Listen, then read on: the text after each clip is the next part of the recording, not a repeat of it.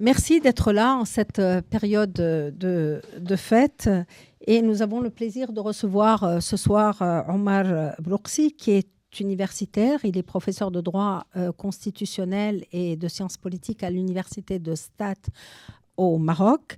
Il est également journaliste. Et il fait partie de cette poignée de journalistes qui ont profité de l'ouverture politique décidée par Hassan II à la fin des années 90.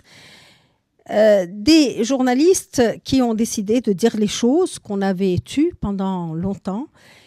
Et Omar a fait partie de l'équipe du journal hebdomadaire aux côtés d'Abou Bakr Jemaï et d'autres journalistes qui ont véritablement renouvelé le journalisme au Maroc. Et à ce moment-là, les journaux, en tout cas tout au moins certains, ont cassé cette manière de faire du journalisme et ont cessé d'être, même s'il y avait des journaux évidemment qui n'étaient absolument pas des porte-parole du pouvoir, mais il y a eu un renouvellement du journalisme à ce moment-là. Alors, c'est un journalisme qui a, malgré tout, à cette période, interrogé l'histoire, qui est revenu sur des questions sociétales et qui a indirectement aussi interpellé le pouvoir sur le mode de gouvernance du pays. Lorsque cette liberté se restreint, il choisit un autre support, le livre, pour écrire un ouvrage sur Mohamed VI d'abord, puis aujourd'hui, un livre qu'il va nous présenter sur les relations entre les élites marocaines et les élites françaises. Alors, Omar Broursi revient dans cet ouvrage sur des récits que nous avons vécus, sans forcément comprendre les tenants et les aboutissants, et sans que nous puissions faire le lien entre ces groupes, ces élites et la prise de décision politique. Pourtant, ces liens sont avérés et ces élites influencent le pouvoir autant qu'elles se mettent aussi au service de ce pouvoir, et c'est ce que le livre montre. Omar Broursi donne ici l'exemple d'Elisabeth Guigou, par exemple, c'est un exemple que je prends, qui en juillet 2014, en pleine crise de l'affaire Hamouchi, est allée au Maroc pour rencontrer le roi et ses conseillers, qui lui ont suggéré que de nouvelles dispositions soient ajoutées à la convention d'entraide judiciaire en matière pénale entre la France et le Maroc. C'est-à-dire que le juge français peut se dessaisir des dossiers qui impliquent les dignitaires du Maroc au profit d'un juge marocain. Ce n'est qu'un exemple, mais en tout cas, de retour en France, elle est chargée par le gouvernement d'élaborer un projet de loi dont elle a été la rapporteure à l'Assemblée nationale.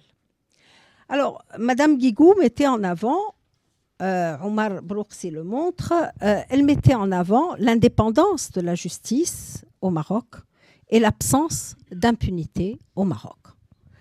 Alors, comme d'autres, Madame Guigou est une amie du Maroc et ces gens, ces élites dont il est question dans ce livre, ont des relations privilégiées avec le palais royal de Rabat et avec le palais de l'Élysée. Ils sont naturellement récompensés pour leur talent à convaincre le personnel politique français que la justice marocaine est bien indépendante. Mais en servant le Marzen, ce mode de gouvernement qui puise dans le mode de gouvernement traditionnel, en se servant bien sûr, en se soumettant au Marzen, on peut dire, ils se soumettent à ces lois, à des lois bien non écrites, bien évidemment.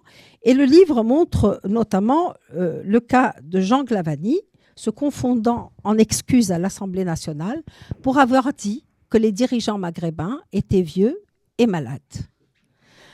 Donc, les récits qui sont multiples, que donne ici Omar Broursi, sont réellement nombreux. Et l'intérêt de ce livre, à mon avis, est de faire le lien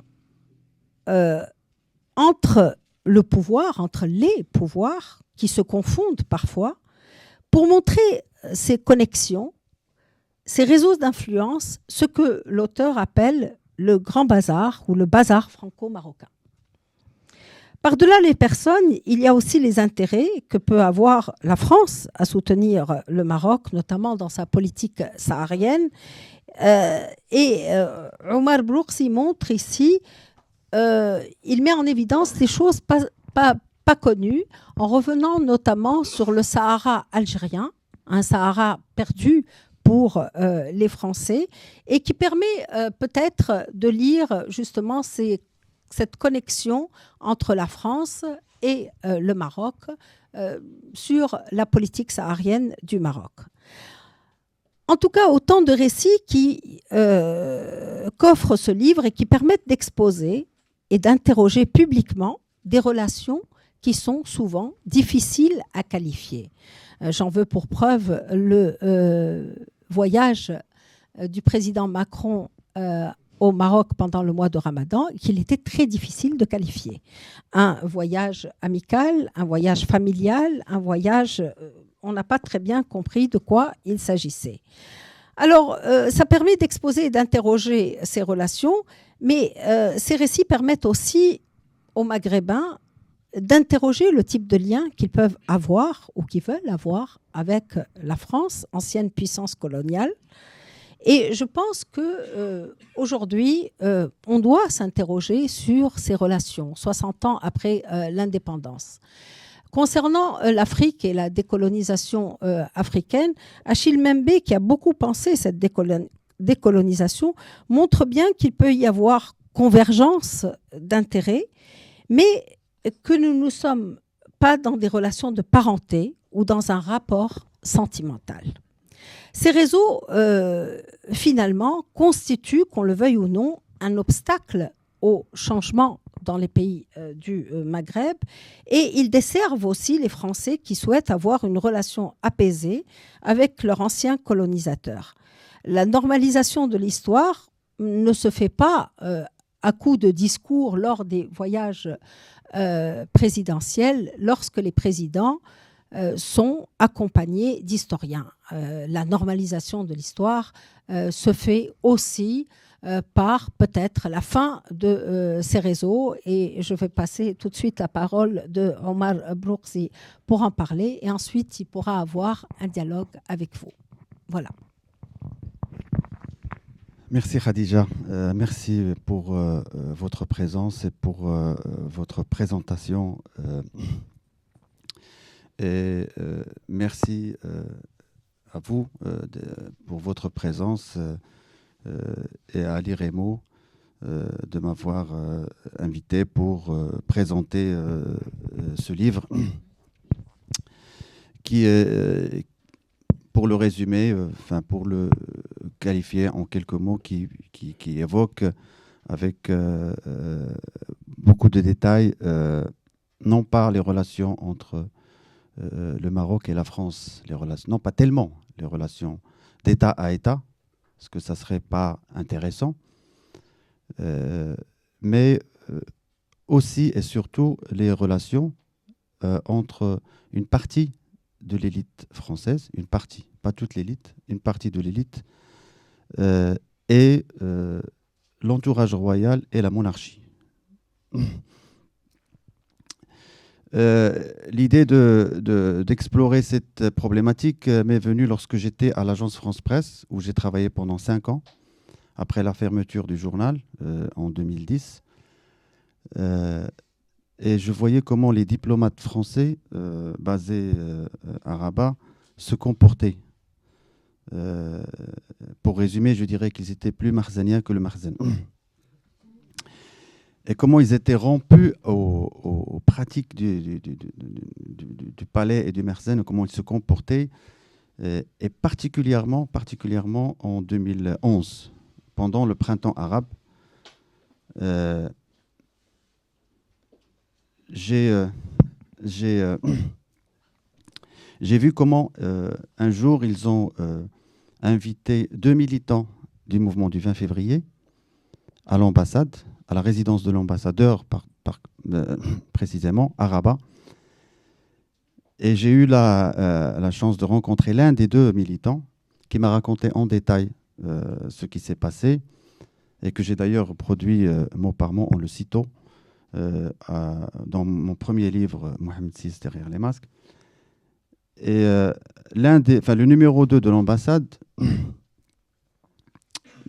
Ludovic Pouille, pour ne pas le nommer, a dit mot par mot à ce militant: tout ce qui pourrait se faire pendant le printemps arabe, tout ce que vous pourrez faire ou réaliser ou atteindre comme objectif devrait se faire dans le cadre de la stabilité de la monarchie. Pour la France, la stabilité de la monarchie est une priorité qui dépasse toutes les considérations liées aux droits de l'homme, à la démocratie, à tout, et aux principes que défend la diplomatie française, c'est-à-dire la littérature qui est mise en avant par la diplomatie française, c'est essentiellement ça, c'est-à-dire les droits de l'homme, la patrie des droits de l'homme, la démocratie, les libertés, le multipartisme, la pluralité, etc. etc. Donc, au-delà de ces considérations, c'était la priorité pour les diplomates. Donc, à partir de ce moment-là, je commençais à réfléchir à cette problématique et à comment l'aborder de manière plus ou moins intéressante. Donc, le contenu de ce livre parle essentiellement de ce type de rapport, mais on ne peut pas passer sous silence les relations d'État à État. C'est très, très important. Bon, il y a tout ce que l'on sait, c'est-à-dire l'importance des relations économiques. C'est le premier partenaire économique, avec plus de 750 entreprises basées au Maroc, plus de 80 000 ouvriers ou salariés, et en plus des rentrées en devises des Marocains des Marocains qui sont installés en France, et tous ces enjeux économiques, c'est-à-dire c'est assez important. Mais il y a des enjeux que j'ai découverts en cherchant, des enjeux qui sont aussi importants que les enjeux économiques. Ce sont les enjeux culturels, et particulièrement les enjeux linguistiques. Il faut savoir que ce qu'on appelle la mission française au Maroc, la mission française au Maroc, c'est la plus importante au monde. C'est la plus importante en termes d'effectifs. La mission française au Maroc, c'est la plus importante. Avec, pour l'année 2016, plus de 34 000 élèves. C'est la plus importante. Et des centres culturels, plus de 17 centres culturels au Maroc. Plus de 17 centres culturels dans des villes, bien sûr les grandes villes, mais dans des villes moyennes comme Meknès, Fès, Tanger et d'autres. Oui, partout. C'est vraiment un important investissement. Pour ce qui est de la mission française, il faut savoir aussi que plus de 70% de ces élèves sont des Marocains. Le reste, c'est des binationaux et une petite minorité, je crois, de 10% des Français. Ce sont des enjeux culturels très, très importants et linguistiques qui sont, pour les diplomates français que j'ai rencontrés, plus importants pour eux que les enjeux économiques. Pourquoi ? Parce que le Maroc a connu un phénomène important qui est l'arabisation. L'arabisation qui a commencé à partir de 1975 et qui s'est avéré être un fiasco intégral au Maroc, un fiasco total, reconnu par le chef de l'État lui-même, non seulement par Hassan II à la fin de sa vie, mais aussi par Mohamed VI dans un discours très récent, le discours de 2016, où il a dit c'est un fiasco. Pourquoi ? Parce que ça a été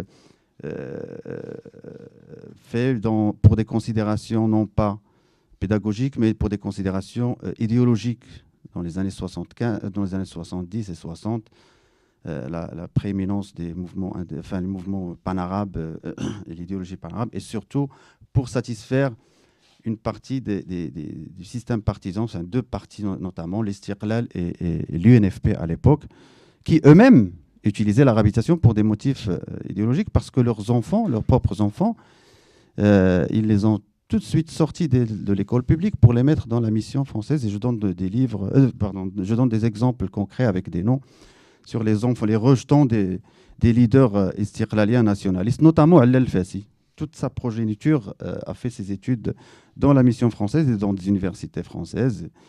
Et bon, ça, ce sont des détails, mais ce sont des détails significatifs quand même qui permettent de montrer l'impact de l'arabisation. Mais ce que j'ai pu conclure, c'est que j'ai pu constater, c'est que malgré tout ça, le français est resté la langue de l'élite dominante au Maroc. C'est une élite minoritaire, mais dominante et très, très influente, non seulement sur le plan politique, mais aussi économique. L'élite financière est une élite totalement francophone.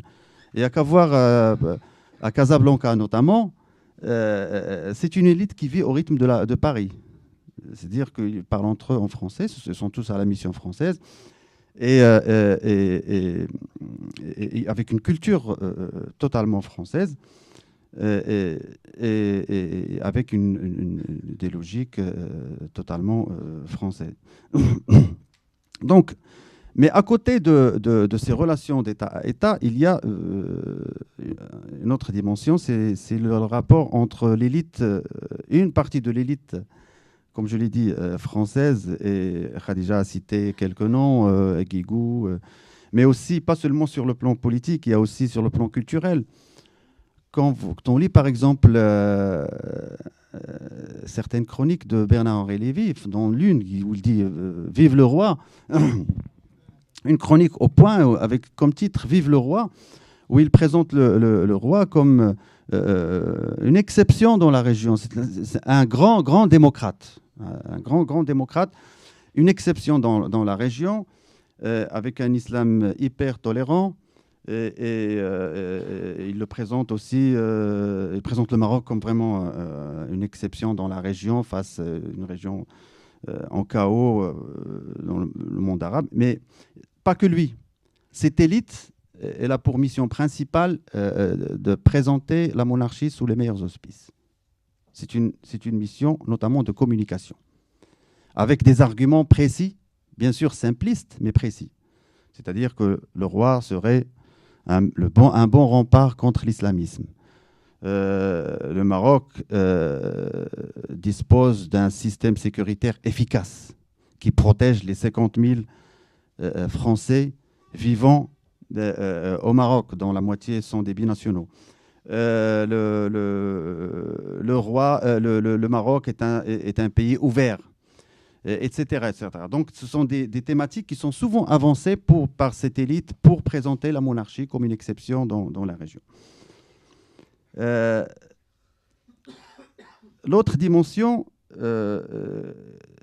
qui est financière et qui concerne seulement cette élite est apparue à l'époque de Hassan II.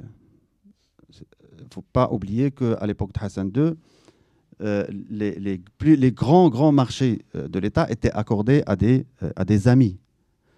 Et l'exemple le plus significatif, c'est la mosquée de Casablanca, qui a été un méga chantier accordé à son ami de l'époque, Bouygues, qui dirigeait, enfin qui était propriétaire de TF1, où Hassan II était souvent reçu. On se rappelle des émissions populaires où Hassan II était reçu pas seulement par un 5 éclair, mais aussi avec une émission présentée par Jean-Pierre Foucault, Sacrée soirée, où Hassan II était reçu. Donc, c'était de la communication. Et cette forme et cette dynamique s'est poursuivie avec son fils, mais différemment.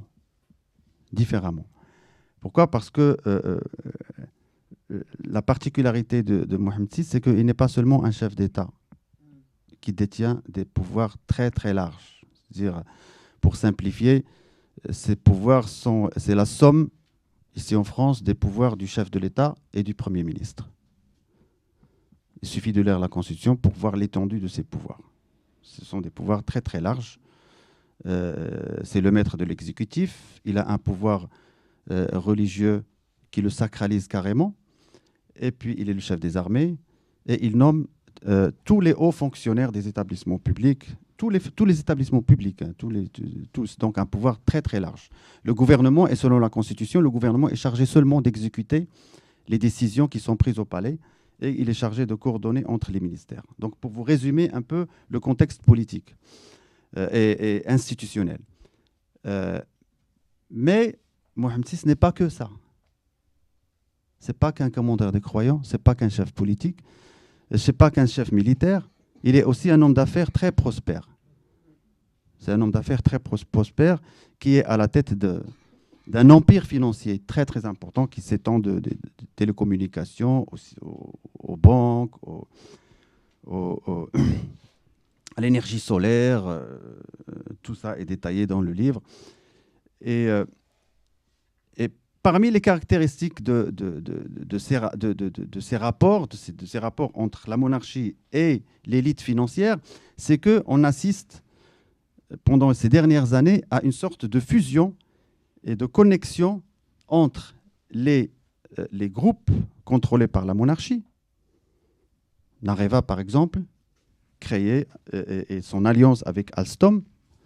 C'est un exemple parmi d'autres. Hein. Je ne peux pas citer tous les exemples, mais c'est un exemple qui me paraît très, très significatif. L'alliance entre, par exemple, entre Alstom et Nareva Holding, qui fait partie du groupe royal, pour avoir un exemple, hein, pour avoir l'un des plus gros marchés de l'énergie solaire. C'était l'un des plus grands parcs éoliens d'Afrique. Hein. C'était en 2010, en avril 2010, à Akhenfir, dans le sud-ouest marocain. Autre exemple, mais on peut multiplier, en mars 2016, le géant franco-suisse Holcim, Lafarge Holcim, qui s'est rallié, qui a fusionné avec Lafarge Maroc pour contrôler toute la production du ciment. C'est-à-dire maintenant, la SNI contrôle, grâce à cette alliance, 56% de la production du ciment dans tout le Maroc. Et quand on dit, oui, Mohamed VI, c'est le roi des grands chantiers, blabla, on peut faire le lien. Hein. Oui, on peut parler aussi de l'exemple de Xavier Belin, l'agriculture. Xavier Belin contrôle actuellement 41% du groupe Cristal Le Sieur qui fait partie de la SNI. Bon, c'est très difficile de résumer tout en quelques minutes, mais je dirais que ces relations sont des relations vraiment nuisibles pour la démocratie, pour la dynamique démocratique et pour les valeurs que défend la France et que défendent beaucoup de démocrates au Maroc. Ça affaiblit les courants démocrates et ça affaiblit toute dynamique de démocratisation. Pourquoi ? Parce que la monarchie s'adosse à cette élite pour s'arroger une légitimité et pour s'arroger un pouvoir de répression dans une grande impunité en se présentant comme un système démocratique, comme un système... comme une exception dans la région. Je peux parler d'autres formes de rapports, par exemple le poids de ces institutions, ces instituts, comme l'IFRI par exemple. Je donne un exemple avec beaucoup de détails, comment l'OCP, qui est une structure officielle, finance l'IFRI, plus de 600 000 euros, et imaginez, l'un des membres du conseil d'administration de l'IFRI, l'Institut français de Relations internationales, cette pépinière des experts, entre guillemets, parmi les membres du conseil d'administration, on trouve qui ? On trouve Tarab. Mustafa Tarab, qui est le patron de l'OCP, qui est un organisme officiel. Ça, c'est un exemple parmi d'autres. Donc voilà, j'ai essayé de vous présenter un petit peu un panorama de l'ouvrage, et donc je suis ouvert à toute question, tout débat. Et encore une fois, merci de votre présence et merci de votre intérêt à ce type de travail.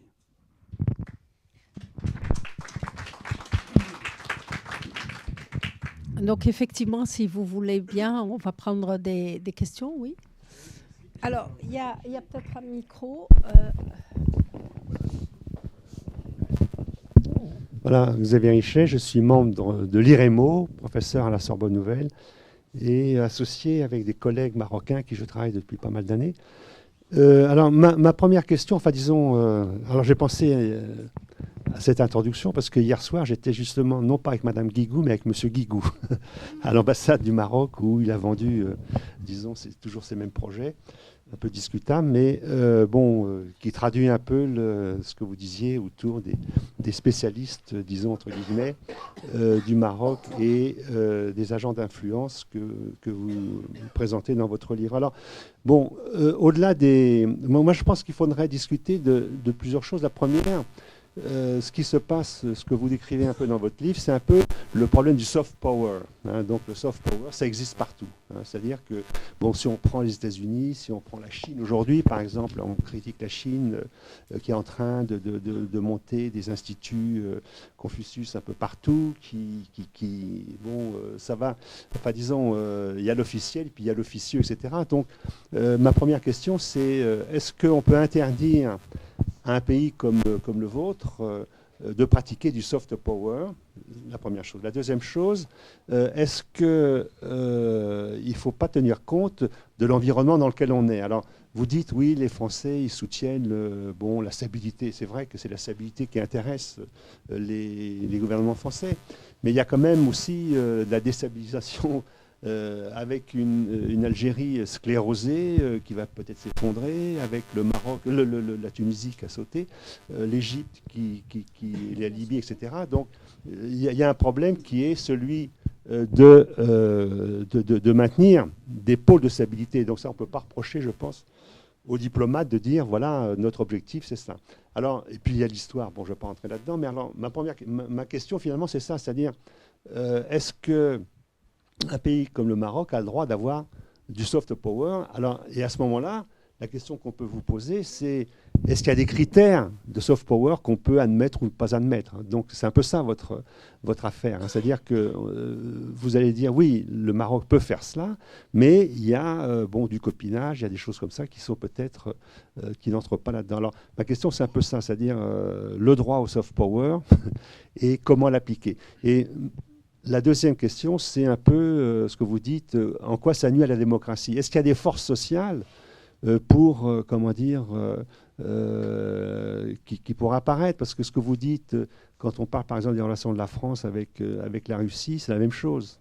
On a un pouvoir fort qui est Poutine, et puis les gens vont dire oui, mais on devrait soutenir, disons, les ONG, etc., mais elles n'existent pas. Donc le problème, c'est est-ce que cette relation privilégiée entre guillemets entre les élites des deux pays, finalement, est-ce que c'est un frein effectivement à l'émergence de forces démocratiques autonomes que vous appelez de vos voeux? Voilà.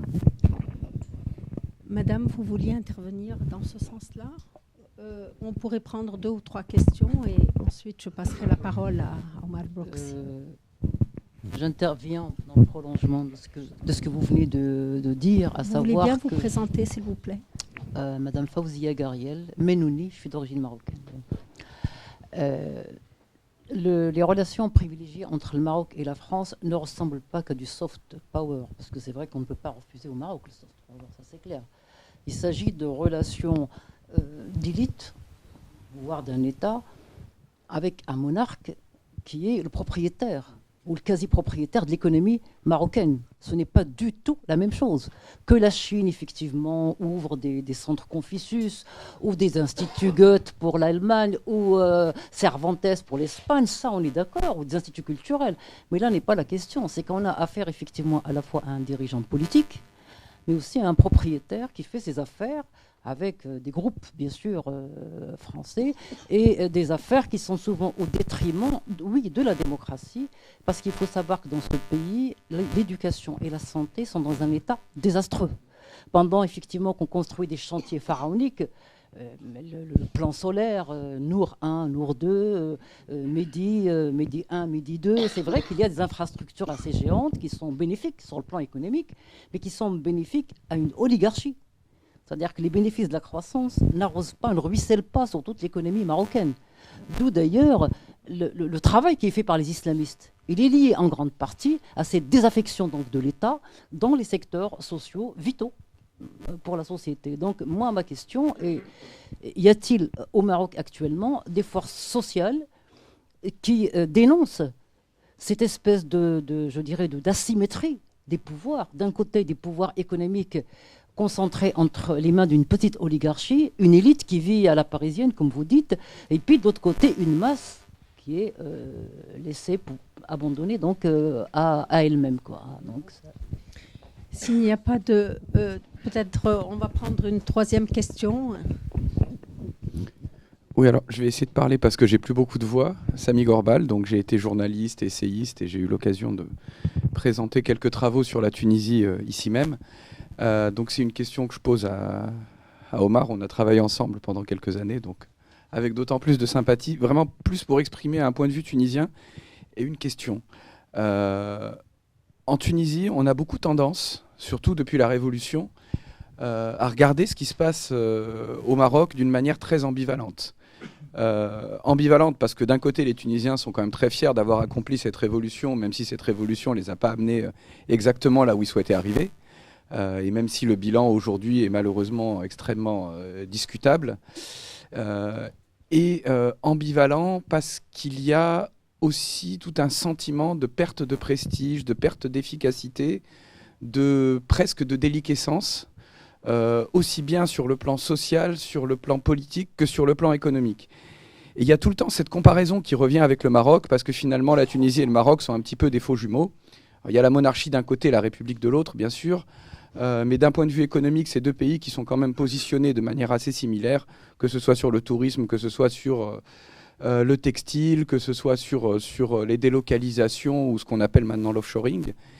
Et il y a une conscience qui est très nette en Tunisie, que finalement le Maroc a un savoir-faire dans le domaine du soft power et dans le domaine de la défense de ses intérêts. Alors ce que tu nous montres, c'est que justement ça coïncide aussi avec la défense des intérêts de la monarchie économique. Et c'est un savoir-faire que la Tunisie n'a jamais réellement possédé et qu'elle a complètement gaspillé aujourd'hui. L'exemple un petit peu paradigmatique de tout ça, c'est ce qui s'est passé, je crois que c'était au début du mois de décembre, le 5 ou le 6, au moment où l'Union européenne a publié sa fameuse liste des paradis fiscaux, une liste de 17 pays. Bon, alors c'est un petit peu un fourre-tout dans lequel la Tunisie, qui a été incapable de répondre à temps au questionnaire qu'on lui avait donné, enfin questionnaire qui lui a été donné au mois de septembre 2016. Les Tunisiens ont commencé à répondre dans la nuit du 3 au 4 décembre 2017. Donc évidemment, les réponses n'étaient pas prêtes, le mail n'est pas arrivé. Toujours est-il qu'on a su que le Maroc, parce qu'il y a aussi un système fiscal ou une dualité de régimes fiscaux qui est assez avantageuse, figurait comme la Tunisie dans la liste et a réussi à en sortir avant que celle-ci ne soit publiée. La Tunisie, absolument, la Tunisie, elle, est restée. Et donc, côté tunisien, on a tendance malgré tout à regarder ce travail du Maroc sur son soft power comme plutôt un atout. Alors la question que j'aurais envie de te poser, c'est est-ce que finalement c'est quelque chose qui va malgré tout dans le sens des intérêts du Maroc, ou est-ce que c'est nuisible dans la mesure où c'est des intérêts qui sont plus patrimoniaux? Voilà. La question du lobbying est tout à fait normale dans les relations. C'est pour ça que je tiens à faire la distinction entre les relations d'État à État et les relations entre une élite, une partie de l'élite française et la monarchie. Le Maroc sait très bien faire du lobbying et il le fait très très bien. Et là, je ne peux que le reconnaître. Le problème, et il le fait très bien, notamment dans l'affaire, pour ce qui concerne l'affaire du Sahara occidental. Il le faisait mal avant. Parce que à l'époque de Hassan II, les diplomates marocains snobaient les diplomates africains d'Afrique noire, notamment, et Hassan II, la célèbre phrase de Hassan II, traitait les diplomates africains de diplomatie de tam-tam. Donc il y avait beaucoup de condescendance de la part des Marocains à ce niveau-là. Ça a été rétabli, et bien rétabli plutôt par le roi Mohamed VI qui s'est ouvert au continent africain. Et là, il faut reconnaître cet aspect positif parce que nous sommes africains. Les Marocains sont africains et beaucoup de Marocains parfois ont tendance à l'oublier. Et à oublier qu'ils sont des Africains. Ils disent j'habite au Maroc et nous avons beaucoup de subsahariens qui vivent au Maroc en attente de traverser. Le Maroc, c'est une salle d'attente, comme on dit, pour qu'ils traversent. Et les Marocains, quand ils parlent d'eux, ils disent oui, c'est des Africains. Comme si les Marocains venaient de la Suède ou je ne sais pas quoi. Nous sommes des Africains et on est dans ce continent, on est enraciné, on veut s'enraciner davantage dans ce continent. Ça, c'est un aspect positif, d'accord ? Le lobbying, c'est un phénomène, c'est une dynamique qui existe dans tous les rapports d'État à État. Et le Maroc, on a besoin, notamment dans ce qu'on appelle l'affaire du Sahara occidental. Le problème, c'est qu'il ne s'agit pas ici du lobbying. Non, il s'agit de rapports inégalitaires et de rapports non démocratiques à tous les niveaux. À tous les niveaux, parce que ces rapports concernent un système, un sous-système, c'est-à-dire la monarchie, le palais avec toutes ses ramifications politiques, économiques, religieuses et le reste. Et une partie de l'élite française, politique, culturelle et financière. Quand un contrat, le contrat du TGV, 3 milliards d'euros, est accordé de gré à gré, sans qu'il passe par le Parlement, au groupe Alstom, accordé par le roi, de gré à gré, au groupe Alstom, alors qu'on n'en a pas besoin. Le Maroc n'en a pas besoin. Mais quand il est accordé de gré à gré à un groupe, vous appelez ça du lobbying? Non, ça s'appelle des traitements de faveur. Oui, mais la ville intelligente construite par les Chinois, c'est la même chose. Hein. Non, moi je parle de manière générale, je ne rentre pas dans les considérations. Est-ce que c'est bien, est-ce que c'est pas bien? Moi, je ne porte même pas de jugement de valeur sur la validité ou bien l'utilité de tel ou tel projet. Je fais un constat et j'essaie de l'évaluer de manière plus ou moins objective. C'est-à-dire que ce sont le fait que, par exemple, il s'adosse la SNI, Nareva Holding s'adosse à Alstom aussi, pour conquérir un marché pharaonique. Le fait que le roi nomme tous les directeurs d'établissement, c'est-à-dire que le problème se pose au niveau du statut du roi, parce que le roi, si c'était un roi qui régnait mais ne gouverne pas, le problème ne se posait pas. Mais c'est un roi qui nomme les directeurs, qui accordent les marchés. C'est-à-dire que moi, je nomme Khadija, par exemple, directrice d'un établissement, et c'est elle qui accorde les marchés. Et parmi les sociétés qui postulent, il y a la mienne. Et c'est moi qui ai nommé Khadija. Donc vous appelez ça quoi? Vous voyez ce que je veux dire? Donc la question de lobbying ne se pose pas. Chaque État a le droit de déployer des moyens. C'était du soft power dont il s'agissait, pas Oui. du lobbying. Non, moi je parle du lobbying. Ouais. Ces termes-là,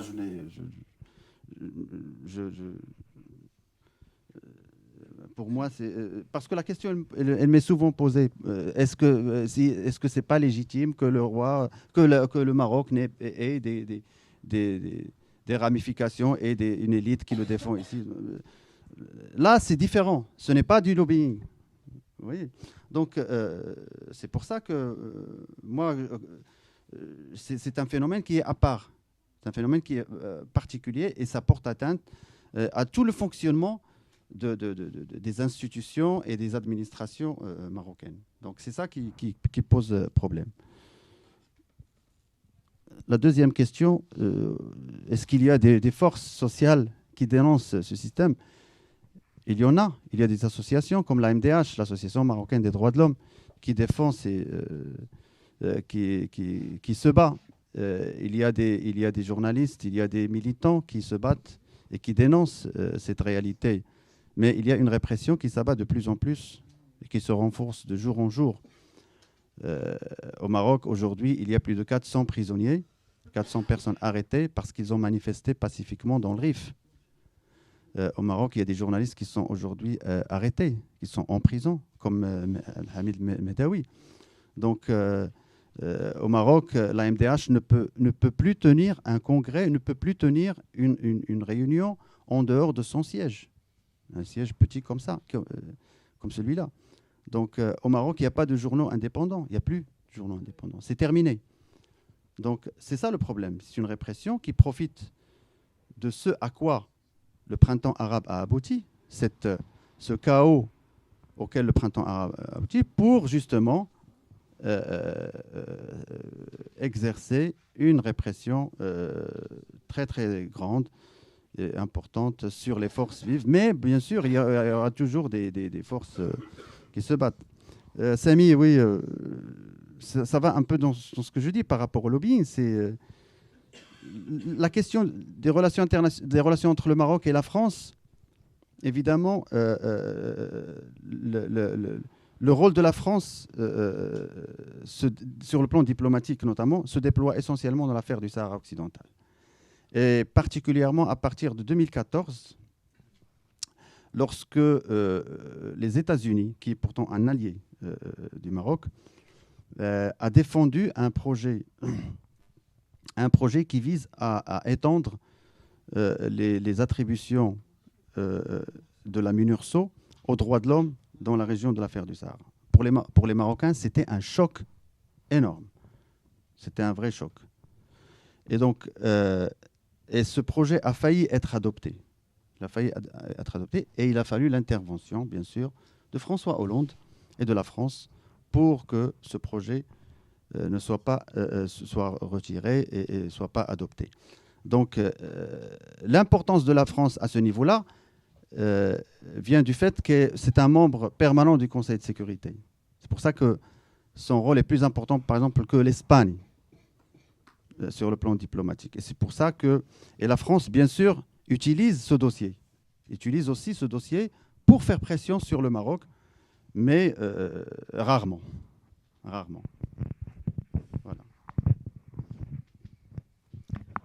D'autres questions, monsieur? Oui, bonjour, bonsoir. Mohamed Aki, je suis enseignant-chercheur à l'Université Paris-Est.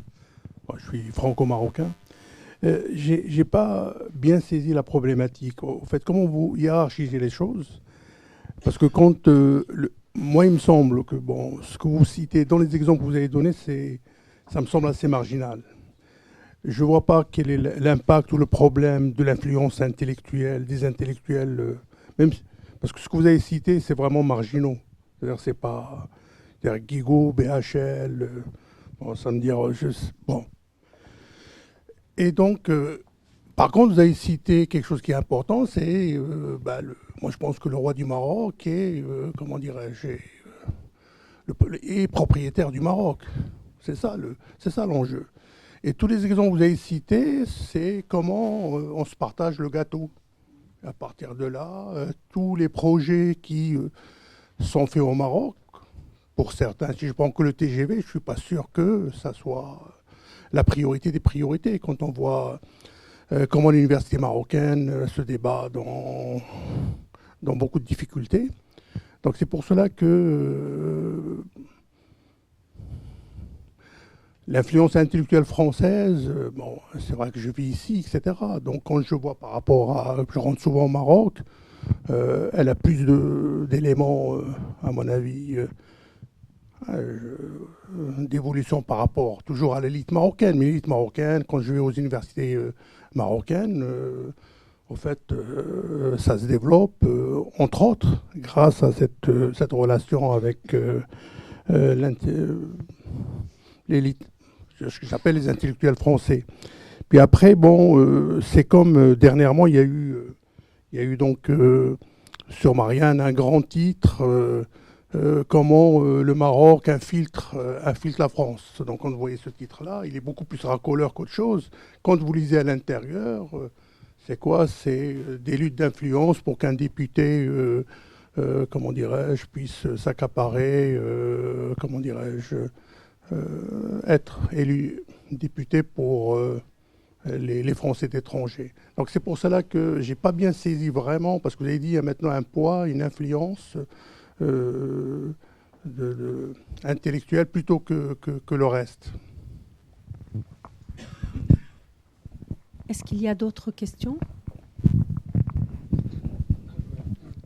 Oui, moi je voulais juste une anecdote. Il y a près de 30 ans, il y avait eu une interview célèbre de Roi Hassan II par Charles Pasqua, Maurice Druon de l'Académie française, et je ne sais plus que d'autres. Et une semaine après, il y avait un article dans Le Monde, je ne me rappelle plus de qui disait « Ces gens-là auront un jour honte de ce qu'ils ont fait ». Et je dois reconnaître, à l'époque, j'étais jeune, je me disais « Mais bien sûr, ça ne va pas durer tout ça ».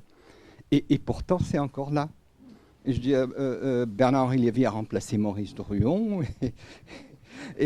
Alors, à quoi ça tient cette résilience du système? Et je lis, moi je suis français d'origine algérienne, c'est pas mieux en Algérie, faut pas croire.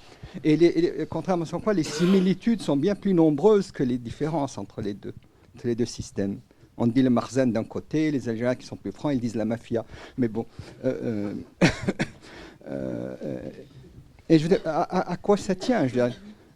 Et la figure la plus emblématique de ça, c'est la frontière entre l'Algérie et le Maroc, qui ressemble presque à la frontière entre la Corée du Nord et la Corée du Sud. Ça fait près de 50 ans qu'à part quelques petits épisodes, elle est ouverte. C'est une frontière fermée. Tu pourrais revenir sur la pérennité. C'est terrible. En plus, ça, comme en Corée, ça sépare presque le même peuple. Il y avait des archives au moment de la guerre des sables, tout à fait au début, en 63. Donc. Et il y avait à la télévision marocaine un speaker qui s'appelait Ben Deddouche, qui tapait sur l'Algérie. Et il y avait en Algérie un speaker qui s'appelait Ben Deddouche, qui tapait sur le Maroc. Ils étaient du même clan, dont une partie a prospéré au Maroc et l'autre en Algérie. Bouteflika est né à Marnia, qui est, on peut voir, la ville marocaine d'Oujda. C'est terrible. Je veux dire, à quoi, y a-t-il une issue? Quelles sont les Effectivement, tu pourrais peut-être revenir sur ces aspects que tu développes dans le livre. Il y a d'autres questions Juste une petite remarque. Prenez le micro, monsieur. Oui, toute petite remarque, parce que si vous regardez comment se sont faites les privatisations d'un côté et le déploiement du capital des pays européens de l'autre en Europe de l'Est, le Maroc, c'est peanuts. Hein, les gens ont pratiqué exactement la même chose, le rachat massif des actifs, sous-évalué, le copinage, etc. Donc c'est à grande échelle. Donc on ne peut pas dire que le Maroc soit un cas d'école. C'est une pratique des grands groupes lorsqu'ils rentrent dans un pays. Et ça remonte à l'Empire... Oui, quand les Anglais ont pillé les Indes, c'était déjà ça. Sauf que dans ce livre, je précise qu'il ne s'agit pas d'exception marocaine, il s'agit juste de relations analysées entre les deux pays. Il faut faire la comparaison. Voilà. Il faut voir une vision plus large. Il y a une autre question? Petite remarque, c'est que dans le cas du Maroc, on a affaire à un déploiement effectivement des groupes, mais en réalité, il y a un consortium qui s'appelle la SNI et qui contrôle pratiquement toute l'économie marocaine. Vous n'avez pas ça en Europe de l'Est. Vous n'avez pas la même chose. Vous n'avez pas la même configuration. Et la SNI, c'est 60% de la famille royale. Je vous défie de trouver en Europe de l'Est... Voilà. Et je vous défie de me trouver un exemple dans l'Europe de l'Est où vous avez une société, l'équivalent de la SNI, qui appartient à un président de la République, qui contrôle 60% donc de l'économie et qui fait ses affaires avec les groupes. Quand on privatise, automatiquement, il y a la SNI. Autrement dit, ça tombe dans l'escarcelle du Palais Royal, quoi. Donc vos exemples, à mon avis, à mon sens, excusez-moi, ne sont pas pertinents. Bien. Une dernière question. Non, mais on va prendre d'autres questions. Oui, je vous en prie, monsieur. Moi, ça aurait été... Enfin, c'est vraiment des questions de béotien. Est-ce que votre enquête porte également sur la production de substances illégales, puisqu'on a évoqué la région du Rif? Par ailleurs, je vais peut-être dire une bêtise, mais il me semble que c'est Gilles Kepel qui a signé un papier dans je ne sais plus quel journal français, disant que le Maroc exportait ses terroristes, à propos justement du poids, j'entends, des binationaux, en l'occurrence pas tellement franco-marocain, mais belgo-marocain, dans le cadre, disons, du phénomène terroriste du milieu des années 2010. Merci.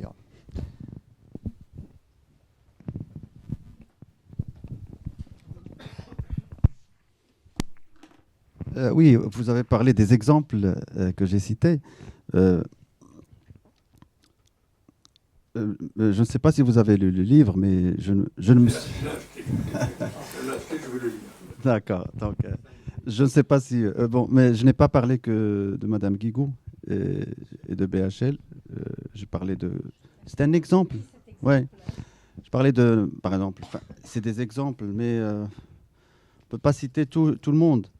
Ici, parlait aussi de Najat Vallaud-Belkacem et Rachida Dati, son rôle dans l'affaire Ben Barka. Pourquoi l'exemple de Khadija a raison d'en parler? Pourquoi l'exemple de Madame Guigou est important? Parce qu'il s'agit là d'institutions souveraines quand même. Il ne s'agit pas là d'une petite association ou non. Il s'agit quand même de l'Assemblée nationale. C'est-à-dire vous avez un projet, et là je parle, il y a beaucoup de détails sur la manière dont le projet a été confectionné au Palais Royal. Il a été confectionné au Conseil national des droits de l'homme, avec les conseillers du roi. Tout le texte a été confectionné là-bas.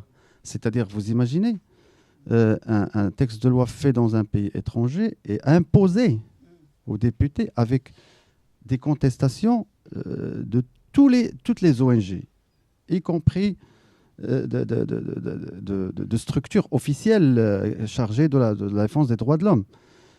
C'est-à-dire, on a là quelque chose d'assez fort quand même, et d'assez singulière, du poids d'une femme politique qui était à l'époque présidente de la commission parlementaire des affaires étrangères.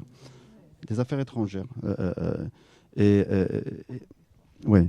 Et donc, je décris dans le livre comment elle a déployé toute son énergie pour imposer ce texte de loi, et tous les détails, les rencontres avec les ONG, Human Rights Watch et d'autres ONG, et le discours qu'elle a tenu, la promotion qu'elle a fait pour ce projet qui est scandaleux, tout simplement. Et donc, mais il y a beaucoup d'autres exemples. Je parle aussi de Jamel, par exemple. On a l'impression que c'est un clown, mais en fait, c'est un homme d'affaires, Jamel Debbouze, on a l'impression que c'est un rigolo, c'est un clown. C'est un homme d'affaires qui profite du Maroc. Quelques jours après avoir été présenté pour la première fois à Hassan II, il a eu le plus grand contrat de téléphonie au Maroc, avec Jawal. Le plus gros contrat publicitaire. On voit Jamel tout petit, voilà. Et donc, c'est pas seulement pour faire la promotion du régime. Ils ont des intérêts financiers. Hein. Et le rôle, par exemple, que joue Madame Guigou dans le think tank de son mari, et leur relation avec Xavier Belin, qui était membre de ce think tank. Et le rôle de Dazoulé, qui est aussi membre de ce think tank. Donc il y a beaucoup de détails que je ne pourrais pas malheureusement citer en quelques minutes, mais effectivement, c'est un phénomène qui est assez particulier et qui m'a semblé depuis quelques années intéressant à développer. Oui, la pérennité des régimes. Franchement, moi, je suis incapable de vous expliquer pourquoi ce type de régime dure. Mais je pense que c'est un système qui a la capacité de s'adapter. Nietzsche disait qu'un serpent qui ne change pas de peau meurt. Et le Marzen, je préfère parler du Marzen parce que je connais un peu, c'est mon pays, a la capacité de changer de peau lorsqu'il faut changer de peau. Et il l'a très bien montré pendant le printemps arabe. La manière dont il a géré cette zone de turbulence, la manière dont il l'a géré montre que c'est une structure qui est capable de s'adapter et de reproduire ces mécanismes de mobilisation. La réaction était rapide. Le roi avait lancé dans son discours du 9 mars, qui est un discours, moi, que je considère historique, avec des promesses incroyables. Séparation des pouvoirs, etc. Le gouvernement gouverne véritablement. Il faut lire ce discours, il est révolutionnaire. C'était des promesses. Il lui fallait du temps pour voir comment ça va évoluer et quelle était la vraie nature de ce mouvement. Après, quand il a vu que ce mouvement s'est essoufflé. Il nous a pondu une constitution qui était le copier-coller avec quelques modifications de celle qui était avant. Donc oui, je pense qu'ils ont cette capacité de s'adapter à l'évolution lente, très lente de la société. C'est la seule explication que je pourrais vous donner à ce niveau-là. Oui, est-ce que le Maroc exporte ses terroristes? Ouais, Gilles Kepel, je ne sais pas ce que je pourrais. J'aime pas porter des jugements sévères sur les gens, mais moi, Gilles Kepel, franchement, parfois, il balance des formules plus journalistiques qu'universitaires. Le Maroc exporte oui, là, beaucoup de ces terroristes étaient d'origine marocaine, notamment en Belgique et en France. Mais est-ce que c'est le Maroc qui exporte? Ce sont des gens qui sont nés en France, en Belgique. Il y a deux théories qui s'affrontent. Certains, comme Gilles Kepel, disent que c'est les pays d'origine qui exportent ici en France le terrorisme en Belgique. D'autres, comme François Burga, qui dit que c'est franco-français, c'est belgo-belge. Donc c'est un débat. Moi, je ne sais pas si le Maroc exporte en Belgique, mais je pense que c'est quand même assez simpliste de le dire comme ça. C'est un phénomène qui est belgo-belge et franco-français pour moi. Madame, vous vouliez intervenir? Et c'est... Moi, je voulais juste rajouter à la liste, il y a Berger, enfin, il est mort, mais il était quand même un des directeurs du Monde, donc je ne sais pas s'il faisait pression sur les journalistes. Actionnaire. Oui, enfin bon, peut-être qu'il fait pression sur les articles du Monde, hein, parce que le Monde devient de plus en plus... enfin bon, bref. Et j'avais lu un article, mais je ne me souviens plus dans quel journal, que le roi du Maroc vit principalement en France, enfin la majorité de l'année. Enfin, je trouve ça assez... il a tellement de tâches oui, il a un château en Île-de-France, il emploie... enfin, voilà.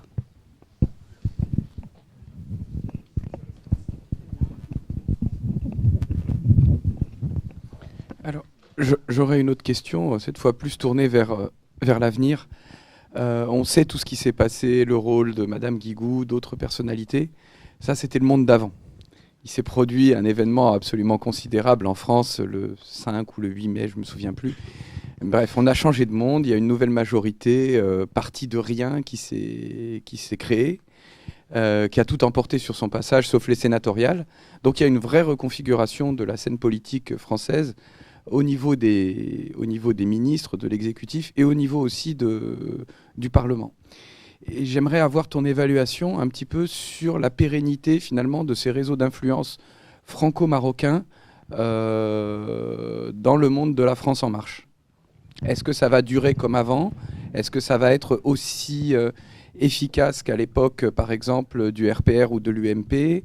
Est-ce que ça sera plus sur une modalité comme à l'époque du Parti socialiste? Est-ce que ça va être différent? Enfin, voilà, je sais qu'on n'a pas encore peut-être tout le recul nécessaire. Il y a une nouveauté qui a été introduite aussi avec l'introduction de députés des Français de l'étranger. Donc avec, je crois qu'il y a 2 élus d'origine marocaine, un qui a eu des problèmes et puis une autre qui a été élue aux Émirats. Voilà, est-ce que ça peut jouer? Plus les députés de la diaspora, il y a pas mal, je crois qu'il y a 8 ou 11 députés d'origine marocaine. Est-ce qu'ils vont être appelés à jouer un rôle dans la consolidation de ces réseaux d'intérêt et d'influence, ou est-ce que ça va apporter une nouveauté? Qu'est-ce que tu en penses? Je crois qu'il y a un monsieur qui voulait parler. Pardon, je voulais savoir si votre livre est en vente au Maroc. Il circule, on le trouve dans toutes les librairies.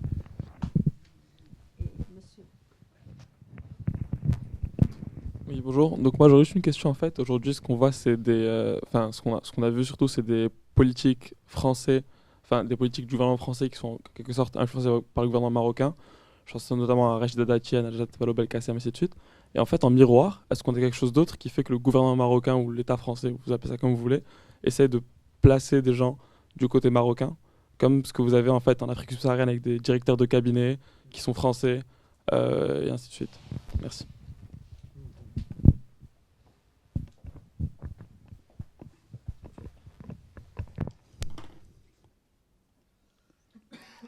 Oui, le roi en France, oui, c'est vrai qu'il est souvent en France. Hein. Je vais vous raconter une anecdote. Je vais vous raconter une petite anecdote. Hier, j'étais avec ma tante et son fils lui envoie un SMS. Il lui dit Maman, je viens de tomber nez à nez avec le roi, place Vendôme. Hier. Donc, il est là. Il est au Maroc. Je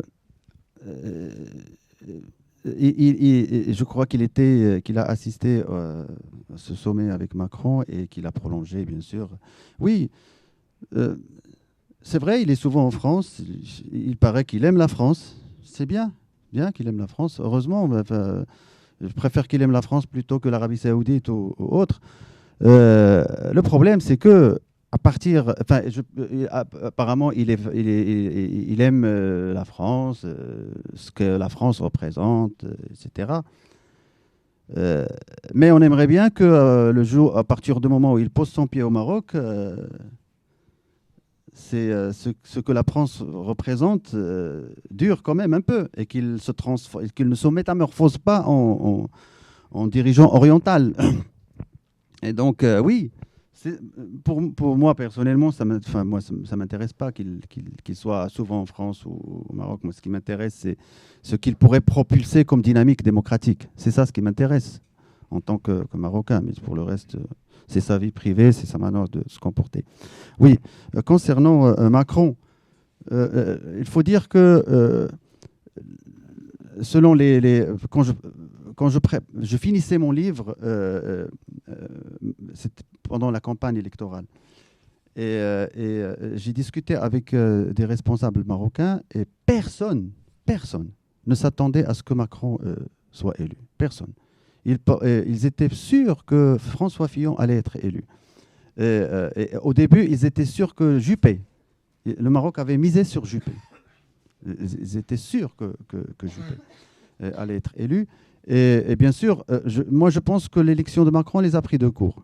Mais il faut savoir que Macron n'est pas étranger au Maroc. Il a déjà eu une relation financière avec le Maroc, puisque quand il était à la Banque Rothschild, c'est lui qui a négocié la transaction entre Xavier Belin et Cristal Le Sieur. L'achat par Xavier Belin de 41% de Xavier Belin, c'est lui qui a négocié la transaction et c'est lui qui l'a accompli.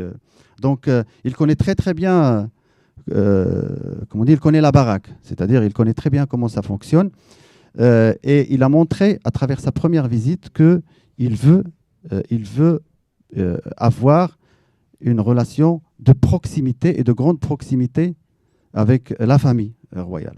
Pourquoi ? Parce que quand il a fait ce premier voyage au Maroc, il n'a rencontré aucun homme politique, il n'a pas rencontré le chef du gouvernement. Il n'a rencontré personne. Il a fait un tour avec la famille royale et il est parti le lendemain. Il a fait une conférence de presse où il s'est transformé en porte-parole du roi, puisque à l'époque, le leader de la révolte du Rif venait d'être arrêté et jeté en prison, avec plus d'une centaine de rifins qui manifestaient pacifiquement. Et dans sa conférence de presse, il a dit non, j'ai parlé avec le roi de ce sujet. C'est très bien, le Maroc est un pays qui autorise les manifestations pacifiques et le roi aime bien cette région. Donc il s'est érigé en porte-parole du roi. Moi je pense que avec Macron, c'est bien sûr la continuité qui va l'emporter, évidemment. Mais cette élite dont je parle, moi je pense qu'elle transcende les gouvernements et les présidents. Pourquoi ? Parce que sa force, c'est qu'elle a accès aux médias et qu'elle a un pouvoir d'influence sur l'opinion publique française pour présenter la monarchie comme je l'ai déjà dit. Et il y a l'autre élite financière qui a ses rentrées et ses sorties. au palais et qui a des intérêts importants. Donc moi, je pense que cette élite, elle transcende les changements de gouvernement et de présidence. Oui, mon livre ne se vend malheureusement pas au Maroc. Comme le premier, il a été interdit. Celui-là ne se vend pas encore. Ne se vend pas au Maroc, interdit. Mais il n'y a aucun document officiel. Mon éditeur a contacté les autorités marocaines, enfin le ministère, a envoyé un courrier au ministère de la Communication pour lui l'informer qu'il souhaite que le livre soit vendu au Maroc, mais il n'a pas reçu de réponse. Au Maroc, on ne donne pas de réponse officiellement, on ne dit rien. Si vous leur dites, oui, voilà, est-ce qu'il est interdit? Si j'appelle maintenant le ministre de la Communication, il dit, mon livre est interdit, mais il va me dire, mais pas du tout. On n'a pris aucune décision de l'interdire. Ce n'est pas seulement mon livre, d'autres livres. Le livre de Khadija, qui est très, très ancien sur le Sahara occidental, est toujours interdit. Le livre d'autres... Ah oui, il a été... parce qu'il était interdit au début. Il était interdit parce que pendant longtemps, mais il n'y avait pas de décret d'interdiction. Oui, c'est vrai. Et ensuite, il a été autorisé, mais à condition que la carte disparaisse. Et moi, j'ai refusé que la carte disparaisse du livre, mais il a été vendu. Ah, ok. Et depuis, il est épuisé. C'est les Marocains qui ont tout acheté. Donc, il y a d'autres livres qui sont interdits, pas seulement le mien. Le livre de Martin Mounjib est interdit, les livres de Stephen Smith, de Jean-Pierre Turquois sont interdits. Donc, mais il n'y a pas de document officiel qui mentionne que tel livre est interdit. Oui, pour votre question, c'est-à-dire, est-ce que la France tente de placer je ne connais aucun cas où la France a tenté de placer quelqu'un. Je ne connais pas de cas précis. Donc, je ne peux pas m'aventurer à dire quoi que ce soit. Je sais que le rôle d'Azoulay est très, très important. C'est quelqu'un qui a duré. Il faut rappeler qu'Azoulay, il est né au Maroc, il a vécu au Maroc, il a grandi au Maroc. Après, il a fait une carrière bancaire ici. Et après la sortie du livre de Gilles Perrault en 90, c'était un tremblement de terre, hein, le livre de Gilles Perrault. Hassan II a demandé à ses conseillers de lui trouver quelqu'un qui fasse la promotion de la monarchie en France. Et c'est là qu'on a fait appel à André Azoulay, qui est devenu conseiller économique du palais, et il est resté jusque-là. Après l'arrivée de M6, il a été un petit peu marginalisé, mais après, ils se sont rendus compte qu'il était incontournable. Son rôle d'intermédiaire est très, très important. Il est reconnu par tout le monde.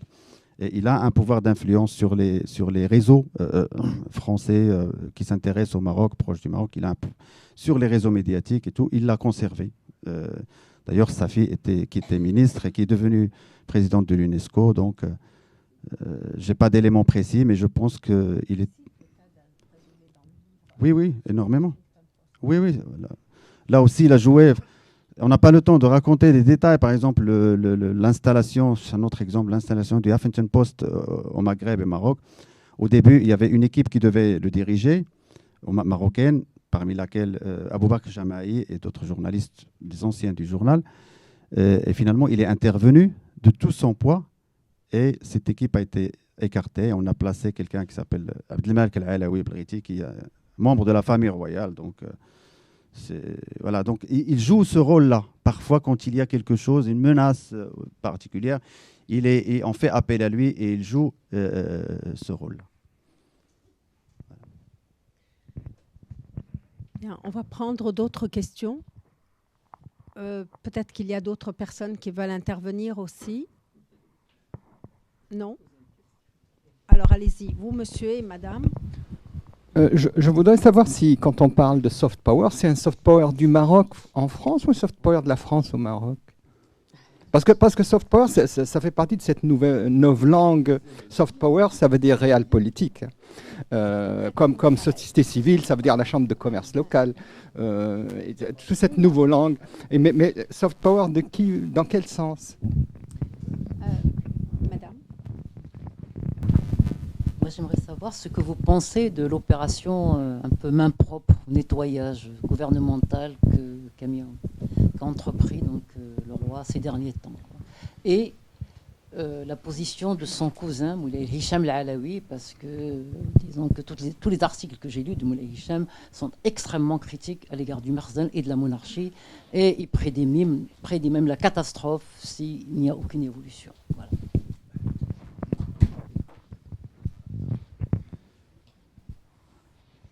Oui. Moi, franchement, je n'utilise pas ce terme soft power. J'utilise le terme lobbying. C'est ce que je sais. Je suis un constitutionnaliste, juriste. Je ne suis pas politologue. Le lobbying se déploie dans les deux niveaux. Les deux niveaux. Au niveau de la France a des intérêts très importants au Maroc. Des intérêts économiques, des intérêts culturels, et avec une communauté française qui est installée de manière définitive au Maroc. Donc, elle a intérêt, monsieur parle de stabilité, elle a intérêt, stabilité pas du Maroc, la stabilité de la monarchie. Pour elle, c'est pas la même chose.